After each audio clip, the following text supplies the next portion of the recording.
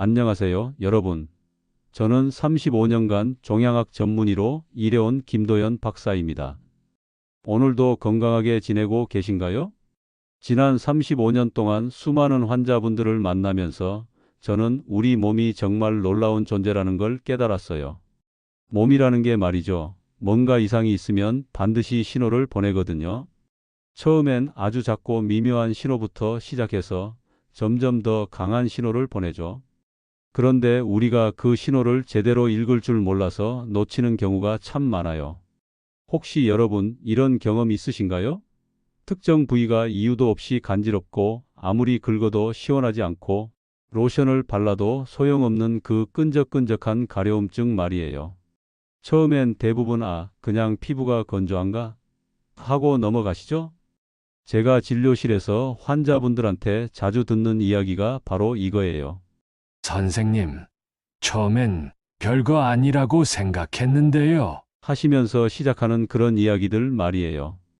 그런데 정말 놀라운 건 그 작은 가려움증이 때로는 우리 몸이 도움이 필요해 하고 외치는 중요한 신호일 수 있다는 거예요. 여러분 혹시 이런 건강 정보가 도움이 되신다면 구독 버튼 꾹 눌러주시고요. 좋아요도 잊지 마세요. 그리고 알림 설정까지 해놓으시면 제가 앞으로 전해드릴 더 많은 건강 정보들을 놓치지 않고 받아보실 수 있어요. 함께 건강하게 나이 들어가요. 자, 이제 정말 중요한 이야기를 해드릴게요. 특히 50대 이후 60세 이상이시라면 더욱 귀 기울여 들어보셔야 할 내용입니다.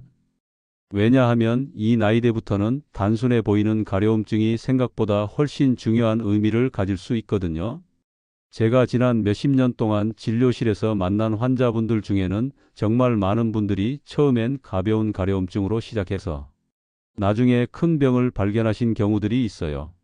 림프종이나 췌장암, 유방암 같은 심각한 질병들이 처음엔 그냥 간지러운 증상으로만 나타나는 경우가 생각보다 많거든요. 정말요? 가려움증이 암과 관련이 있을 수 있나요? 하고 놀라시는 분들이 많을 거예요. 저도 처음 의학을 공부할 때는 잘 몰랐어요. 하지만 수많은 환자분들을 만나고 연구 결과들을 보면서 알게 된 거죠. 우리 몸이 정말 똑똑해서 문제가 생기면 여러 가지 방법으로 알려준다는 걸 말이에요. 하지만 여러분 걱정하지 마세요. 제가 이런 무서운 이야기를 하는 건 여러분을 불안하게 만들려는 게 절대 아니에요. 오히려 정반대예요. 이런 사실들을 미리 알고 계시면 몸이 보내는 신호를 빨리 알아차려서 적절한 시기에 검사를 받을 수 있잖아요. 요즘 의학이 정말 많이 발달했어요. 조기에 발견하면 충분히 치료할 수 있는 병들이 예전보다 훨씬 많아졌죠. 하지만 그러려면 우선 우리가 몸의 신호를 제대로 읽을 줄 알아야 해요. 그래서 오늘 이 시간이 정말 소중한 거예요. 실제로 제가 만난 한 분은 이런 경우였어요. 70대 할머니셨는데 처음엔 등이 자꾸 가려워서 오셨어요. 선생님, 이거 그냥 나이 들어서 피부가 건조한 거죠? 하시면서 말이에요. 그런데 자세히 검사해 보니 다른 문제가 있었던 거죠. 다행히 일찍 발견해서 잘 치료가 됐지만 만약 그냥 넘어갔다면 어떻게 됐을까 생각하면 아찔해요. 그래서 제가 오늘 여러분께 꼭 전해드리고 싶은 건 우리 몸의 5부위에서 나타나는 특별한 가려움증에 대한 이야기예요. 첫 번째는 손바닥과 발바닥이에요. 손바닥이 가려울 수도 있나? 하고 의외로 생각하실 수도 있는데 이게 정말 중요한 신호일 수 있어요.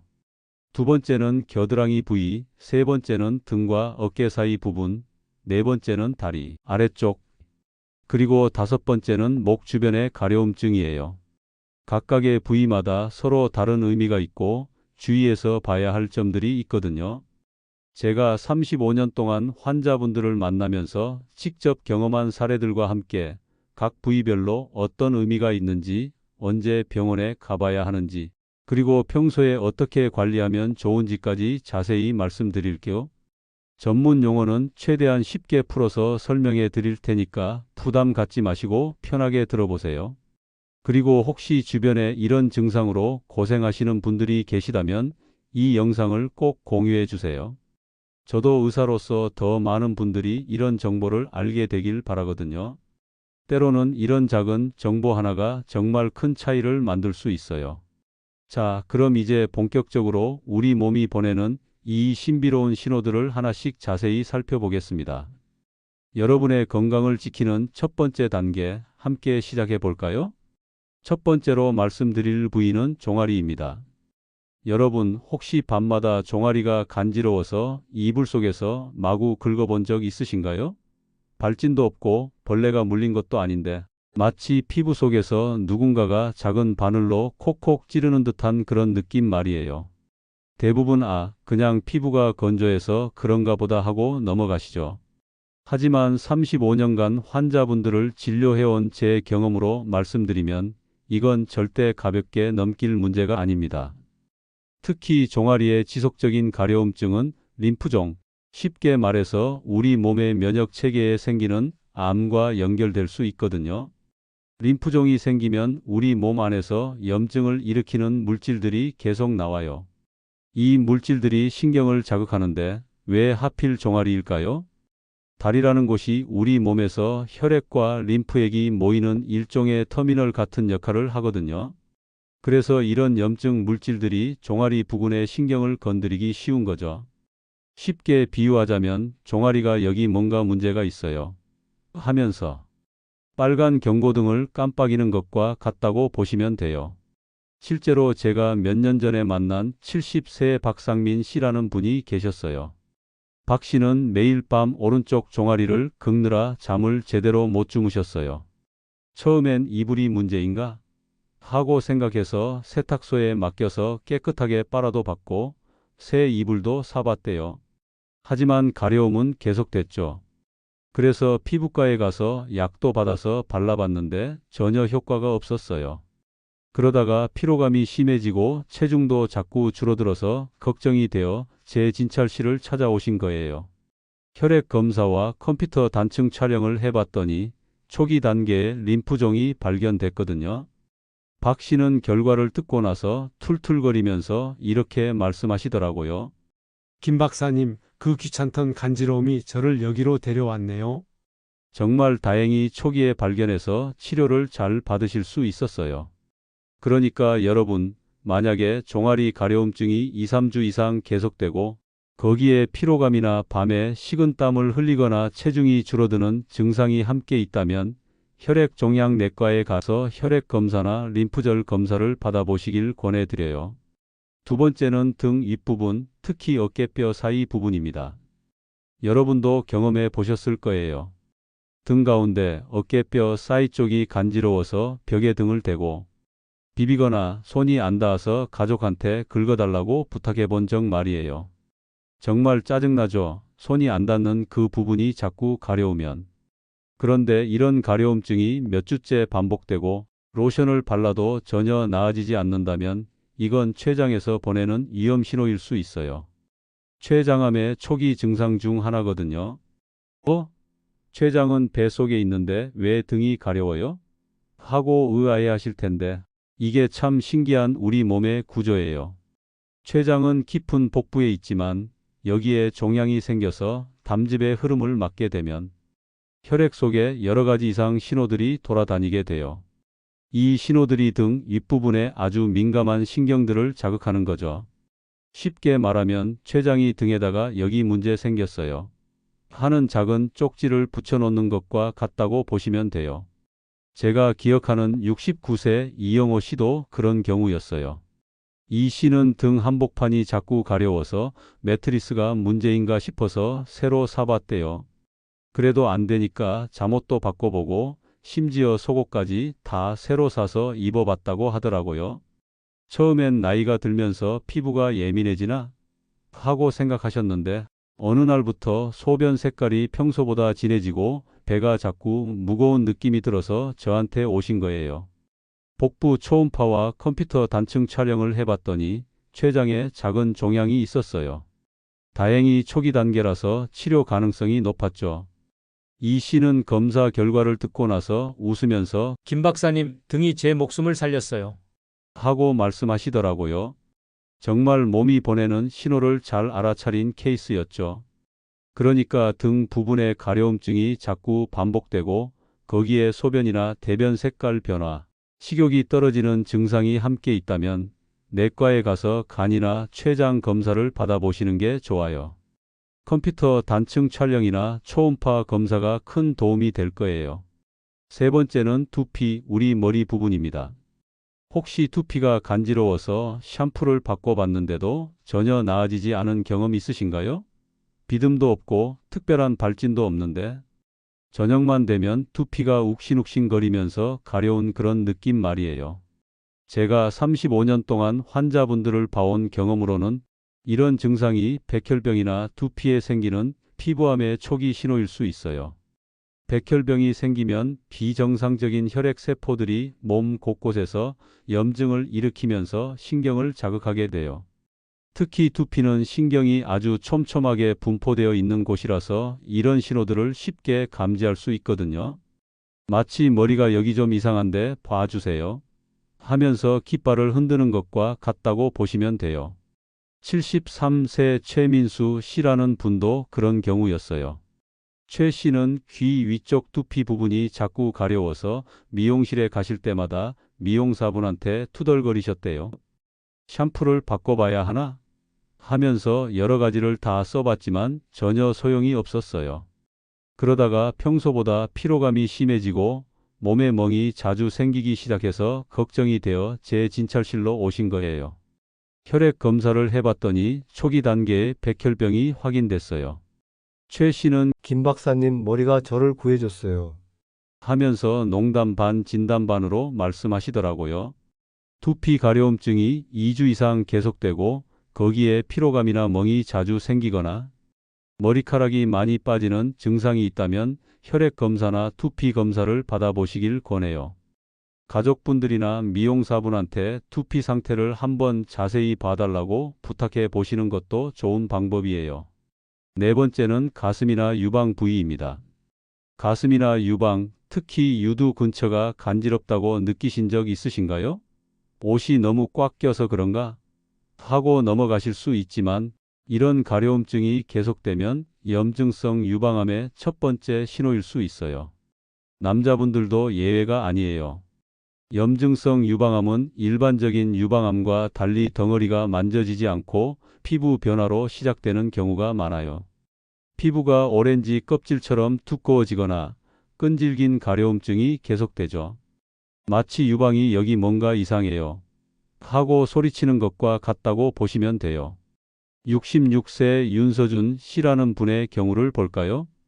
윤 씨는 오른쪽 유방 아래쪽이 자꾸 간지러워서 세제가 문제인가 싶어서 순한 제품으로 바꿔봤지만 전혀 나아지지 않았어요.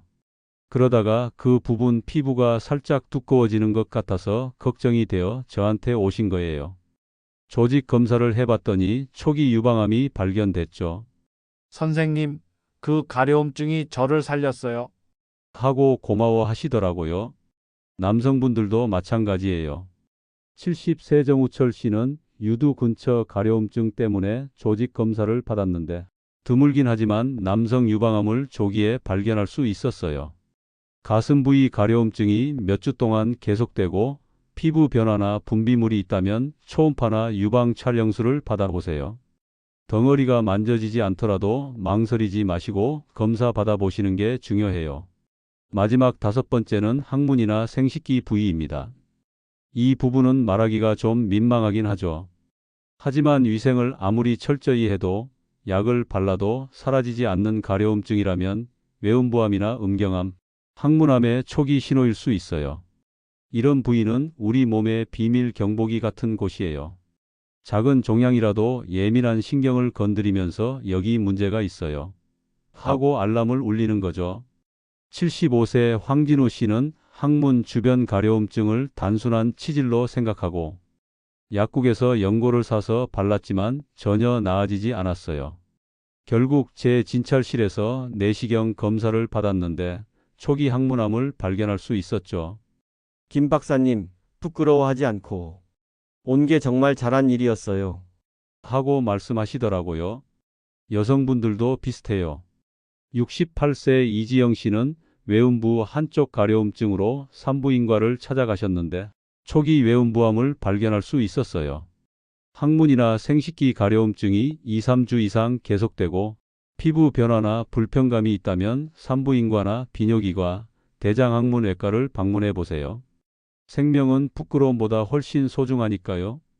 여러분, 지금까지 우리 몸의 5부위에서 나타나는 중요한 가려움증 신호들을 함께 살펴봤습니다. 종아리의 림프종 경고, 등 윗부분의 췌장 신호, 두피의 백혈병 깃발, 가슴의 유방암 알림, 그리고 항문과 생식기 부위의 암 경보까지 말이에요. 35년간 진료실에서 수많은 환자분들을 만나면서 제가 깨달은 가장 중요한 사실이 하나 있어요. 바로 우리 몸이라는 게 정말 똑똑해서 언제나 우리에게 뭔가 말을 하고 있다는 거예요. 그냥 우리가 그 말을 제대로 못 알아들을 뿐이죠. 방금 말씀드린 5가지 가려움증들이 각각 림프종, 췌장암, 백혈병, 유방암, 생식기암의 경고음일 수 있다는 걸 함께 봤잖아요. 하지만 여러분 걱정하지 마세요. 모든 가려움증이 암은 절대 아니에요. 대부분은 정말 단순한 피부 문제이거나 건조함 때문인 경우가 많거든요.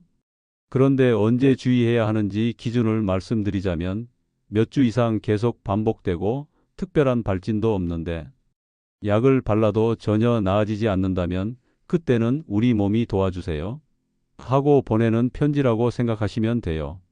제가 이런 이야기를 하는 건 여러분을 무섭게 하려는 게 절대 아니에요. 오히려 반대죠. 제 35년 경험을 바탕으로 여러분이 몸의 신호를 제때 알아차려서 용기를 내서 병원을 찾아가시길 바라는 마음이거든요. 사실 요즘 의학기술이 정말 많이 발달해서 조기에만 발견하면 치료할 수 있는 병들이 예전보다 훨씬 많아졌어요. 혈액 검사나 초음파, 조직 검사 같은 비교적 간단한 검사들이 정말 큰 차이를 만들 수 있거든요. 때로는 이런 작은 검사 하나가 생명을 완전히 바꿀 수도 있어요. 제가 진료실에서 만난 분들 중에는 정말 많은 분들이 선생님, 처음엔 별거 아니라고 생각했는데 하고 시작하세요. 그런데 그 작은 신호를 놓치지 않고 병원에 오신 덕분에 큰 문제를 미리 막을 수 있었던 거죠. 여러분도 마찬가지예요. 혹시 지금 몸 어딘가에서 계속 간지러운 부분이 있으시다면 왜 이 부위가 자꾸 가려울까? 하고 한 번 더 생각해 보세요. 그 작은 의문이 여러분의 건강을 지키는 첫걸음이 될 수 있어요. 특히 50대 이후 60대 이상이시라면 더욱 귀 기울여 들어보셔야 해요. 나이가 들면서 몸의 여러 기능들이 조금씩 변화하기 때문에 이런 신호들을 더 세심하게 관찰하실 필요가 있거든요. 그리고 한 가지 더 말씀드리고 싶은 건 혼자서 너무 걱정하지 마시라는 거예요. 의심스러운 증상이 있으면 가족들이나 가까운 분들과 상의해 보시고 함께 병원에 가보시는 것도 좋은 방법이에요. 때로는 다른 사람의 눈으로 보면 더 객관적으로 판단할 수 있거든요. 오늘 이 영상을 보신 후에 잠깐 시간을 내서 본인의 몸을 한번 체크해 보세요. 최근에 계속 가려운 부분이 있었나? 며칠 전부터 신경 쓰이는 곳이 있었나? 하고 차근차근 생각해 보시는 거예요. 이런 작은 관심이 큰 차이를 만들 수 있어요. 그리고 주변에 이런 증상으로 고생하시는 분들이 계시다면 이 영상을 꼭 공유해 주세요. 특히 우리 나이대 분들은 나이 들어서 그런가 보다 하고 넘어가시는 경우가 많은데 이런 정보를 미리 알고 계시면 정말 도움이 될 거예요. 의사로서 제가 항상 강조하는 건 몸의 신호를 무시하지 말라는 거예요. 우리 몸은 정말 신기해서 뭔가 문제가 있으면 반드시 알려주거든요. 다만 그 신호가 처음엔 아주 작고 미묘할 뿐이에요. 그래서 우리가 주의 깊게 들어야 하는 거죠. 이 영상이 여러분께 도움이 되셨다면 댓글로 선생님 체크해 볼게요 라고 남겨주세요. 여러분의 댓글 하나하나가 저에게는 큰 힘이 되거든요. 그리고 더 많은 분들이 이런 중요한 정보를 접할 수 있도록 구독 버튼도 꾹 눌러주시고 좋아요도 잊지 마세요. 알림 설정까지 해놓으시면 앞으로 제가 전해드릴 더 유용한 건강 정보들을 빠뜨리지 않고 받아보실 수 있어요. 함께 건강하게 나이 들어가요. 마지막으로 한 가지 더 당부드리고 싶은 건 절대 혼자서 끙끙 앓지 마시라는 거예요. 의심스러운 증상이 있으면 주저하지 말고 병원에 가보세요. 괜한 걱정이었다면 그것만큼 다행한 일도 없잖아요. 하지만 만약 정말 문제가 있다면 빨리 발견할수록 치료도 쉽고 예후도 좋거든요. 여러분의 건강을 항상 응원하고 있습니다. 작은 가려움증 하나가 때로는 큰 생명을 구할 수 있다는 사실 꼭 기억해 주세요.